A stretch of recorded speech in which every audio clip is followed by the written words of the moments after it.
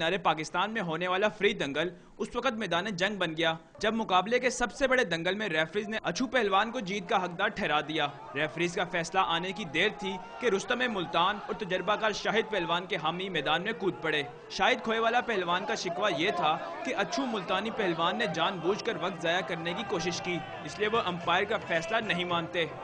जब मैं उसके ऊपर आया उसने बहाना लगा लिया कि मुझे चोट लगी है। 5 मिनट बाद वो सांस लेके उसी वक्त आप बताएं कि उसका घुटना सही भी हो गया, फिर वो बीच में आ गया। दूसरी तरफ अछू पहलवान पुर उम्मीद था कि वो खोए वाला पहलवान को चित कर चुका है। आप जाके अंपायर से पूछ सकते हो, उन्होंने कुश्ती मुझे दी है।